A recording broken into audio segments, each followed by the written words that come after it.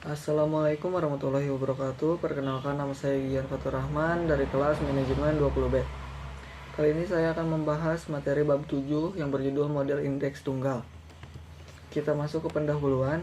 Portofolio adalah kumpulan atau kombinasi dari individu aset atau sekuritas, dan teori portofolio menyediakan pendekatan normatif.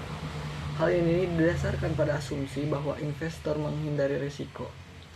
Ini berarti bahwa alih-alih memasukkan semua uang mereka ke dalam satu atau lebih aset, investor harus memiliki portofolio yang terdiversifikasi dengan baik. Investor yang menghindari risiko dengan menolak portofolio investor adalah permainan yang adil atau lebih buruk. Kita lanjut ke konsep dasar model indeks tunggal. Komunikasi investasi berdiskusi tentang risiko, tetapi tidak ada standar khusus untuk ketentuan yang mana hal tersebut lazim terjadi pada awal tahun 1950-an.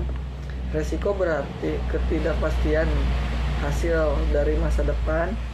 Untuk mengevaluasi risiko atau mencegah risiko, investor perlu membuat model portofolio sederhana untuk mengukur variabel risiko.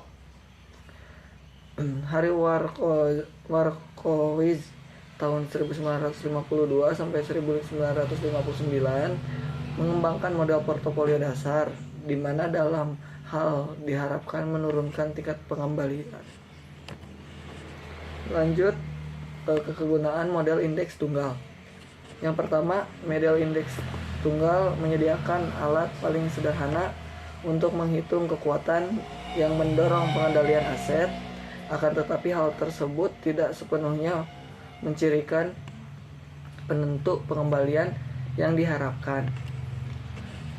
Selanjutnya, model indeks tunggal ini membantu kami mendapatkan portofolio yang optimal untuk aset alokasi atau portofolio taken T, dengan mengurangi masukan yang diberikan untuk prosedur pemilihan portofolio Warkowitz. Model indeks tunggal untuk sekuritas tunggal. Yang pertama, komponen terhubung dengan keunikan perusahaan, komponen terhubung dengan pasar. Total risk dibagi menjadi yang pertama diversifiable risk, non-variable risk, dan yang kedua unsystematic risk dan systematic risk. Asumsi model indeks tunggal, kesalahan residual sekuritas tidak berkorelasi dengan kesalahan sisa sekuritas atau tidak berkovari dengan hal ini juga berlaku bagi semua nilai. Lanjut, analisis portofolio menggunakan model indeks tunggal.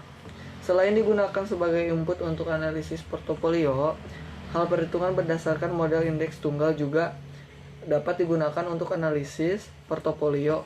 Penelitian ini berfokus pada risiko portofolio dan hasil investasi yang diharapkan.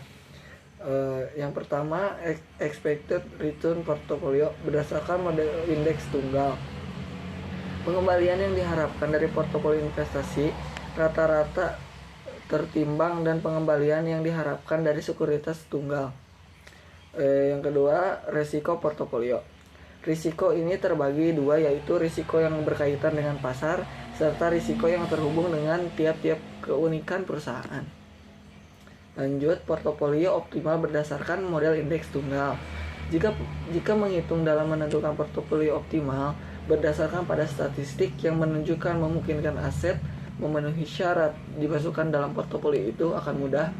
Excess return to ratio beta atau disingkat IRB atau perbedaan antara pengembalian aset yang diharapkan dan resiko dan bebas risiko digambarkan dalam grafik ini. Kelebihan pengembalian dihitung sebagai proporsi dari suatu unit risiko yang tidak bias diverifikasi menggunakan beta di IRB ini. Rasio beta juga menggambarkan berkaitan dari dua faktor penentu investasi, risiko dan pengembalian. Rangkuman materi Pada Mean variance model ada dua kelemahan di dalamnya. Yang pertama, kita harus memperkirakan sejumlah besar variabel untuk membangun portofolio dengan jumlah sekuritas yang cukup. Yang kedua, nilai koefisien korelasi sangat berpengaruh pada saat menghitung risiko portofolio. Sangat sukar ditentukan dari data historis karena koefisien korelasi waktu sebelumnya bisa saja jauh perbedaannya dengan koefisien korelasi periode saat sekarang. Mungkin hanya itu yang dapat saya sampaikan. Terima kasih atas perhatiannya. Mohon maaf bila ada kesalahan. Wassalamualaikum warahmatullahi wabarakatuh.